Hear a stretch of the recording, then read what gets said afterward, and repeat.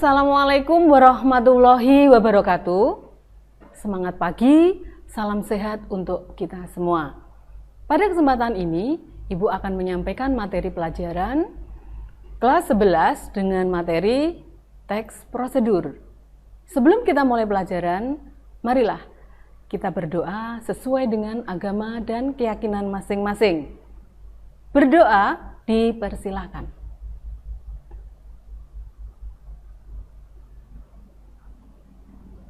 Amin. Terima kasih. Mudah-mudahan dengan doa awal tadi bisa melancarkan kegiatan pembelajaran kita pada hari ini. Anak-anakku, pada kesempatan ini Ibu akan menyampaikan materi teks prosedur.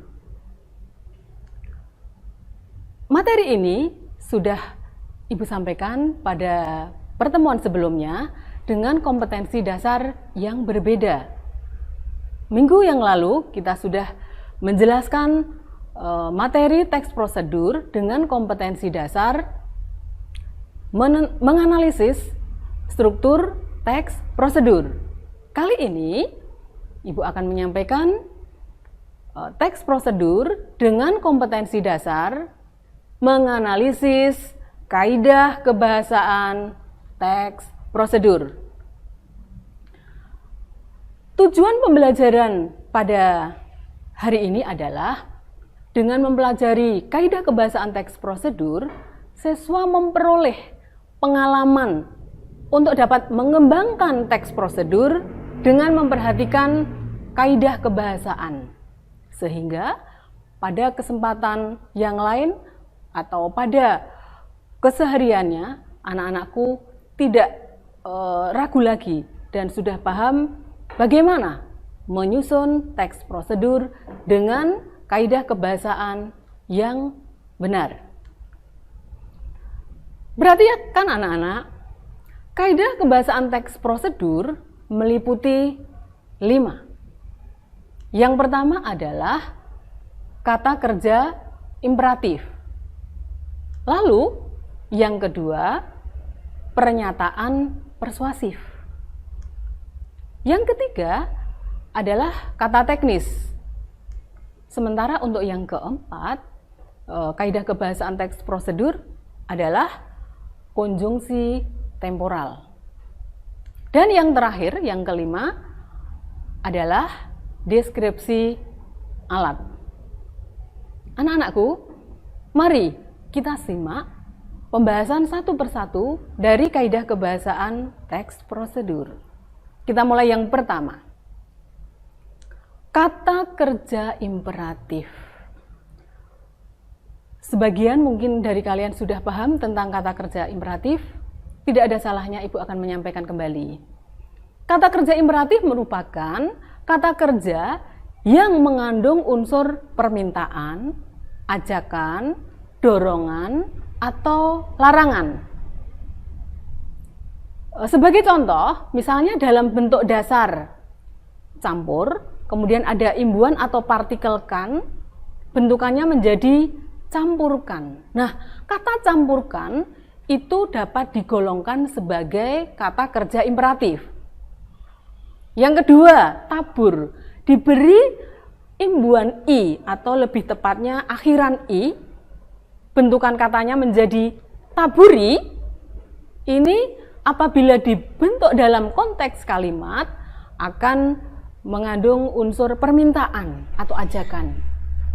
Yang ketiga, bentuk dasar tutup dengan imbuhan atau partikel lah, maka menghasilkan kata bentukan tutuplah. Nah, kata tutuplah ini juga mengandung larangan. Perhatikan imbuhan atau partikel yang ada. Biasanya bentukan kata untuk mengacu kepada kata kerja imperatif itu berupa imbuhan, perhatikan imbuhannya, atau istilah lainnya adalah afiks, kan, dan i. Sementara untuk partikel, kita tahu partikel merupakan salah satu kata tugas, ya, sebagai penegas, ya. Dalam hal ini contohnya lah. Nah, itu yang perlu kalian perhatikan. Mudah bukan? Semoga kalian bisa memahaminya. Ibu lanjutkan yang kedua. Oh ya, perlu Ibu sampaikan juga bahwa kata kerja imperatif disebut juga kata kerja perintah. Itu yang perlu kalian pahami. Kita lanjutkan yang kedua. Yang kedua adalah pernyataan persuasif. Seperti yang sudah pula kalian pahami pada pembelajaran sebelumnya, Ibu yakin kalian sebagian sudah paham. Pernyataan persuasif merupakan pernyataan yang berisi ajakan, imbauan, maupun anjuran kepada seseorang agar mau melakukan sesuatu seperti yang diinginkan oleh penulis atau pembicara. Biasanya, pernyataan persuasif mengandung kata dan atau frasa sebaiknya, akan lebih baik jika, seharusnya, dan lain-lain. Contoh penggunaan dalam kalimat, misalnya, bisa kalian simak. Yang pertama, sebaiknya Anda memilih batang pohon yang kuat. Nah, ini mungkin bisa kita temukan dalam teks prosedur cara mencangkok pohon mangga misalnya. Nah, penulisan Anda itu perlu kalian perhatikan. Anda itu harus ditulis dengan huruf kapital. Mengapa? Karena Anda termasuk sapaan.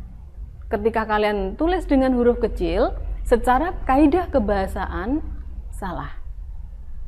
Mohon diperhatikan yang ini. Contoh yang kedua, akan lebih baik jika Anda memanaskan mesin terlebih dahulu.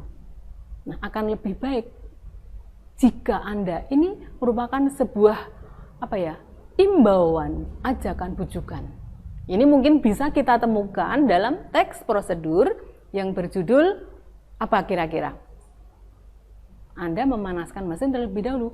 Misalnya cara mengendarai sepeda motor misalnya.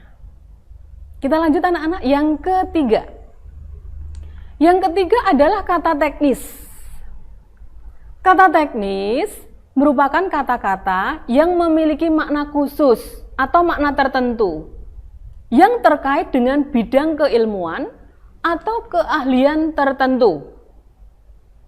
Kata teknis termasuk makna leksikal atau makna kamus, sehingga maknanya tidak ditemukan dalam kamus umum.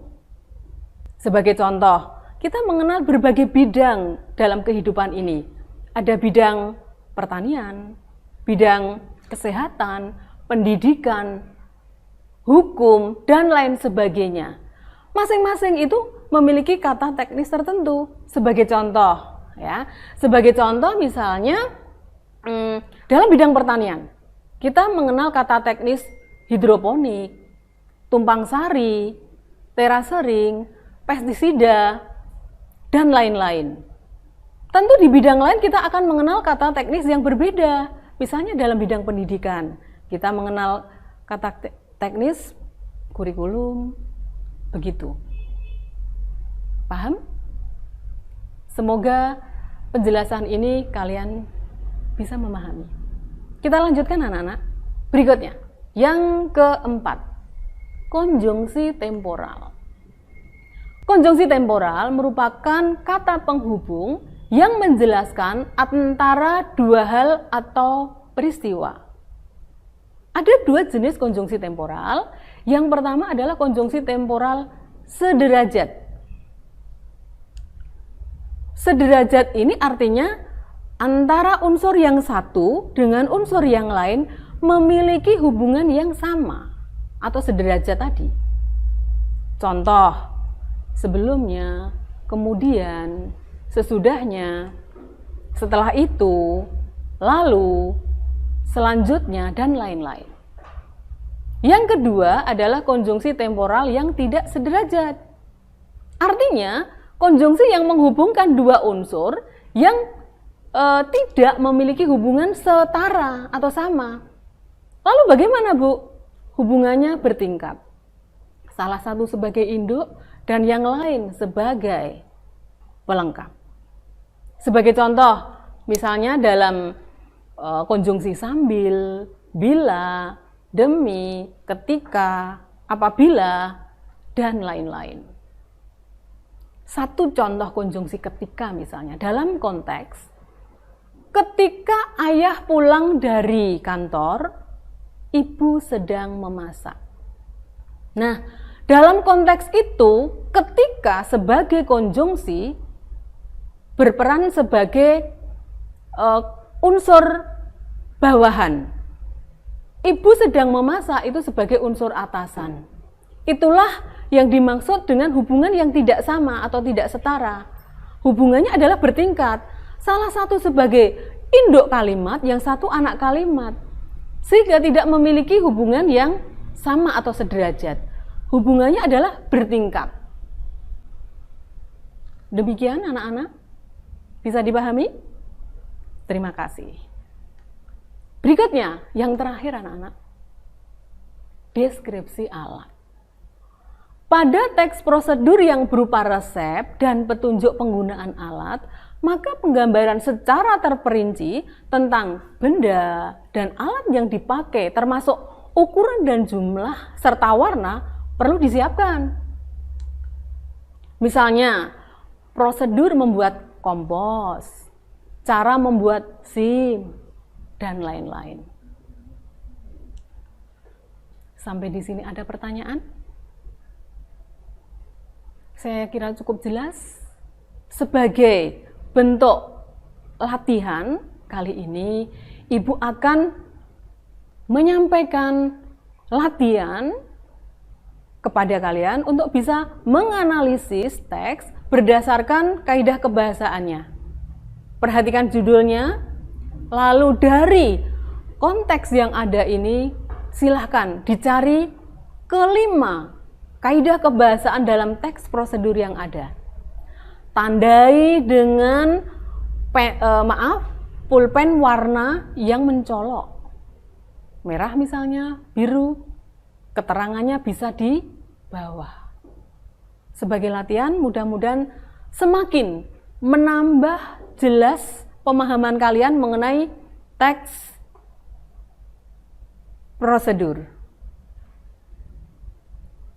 Terima kasih. Semoga latihan ini nanti bisa bermanfaat untuk kalian dan semoga bermanfaat pula pertemuan kali ini. Ibu akhiri pertemuan pada pagi hari ini. Semoga materi menganalisis kaidah kebahasaan teks prosedur dapat diterima dengan baik. Ibu akhiri. Billahi taufiq wal hidayah. Wassalamualaikum warahmatullahi wabarakatuh.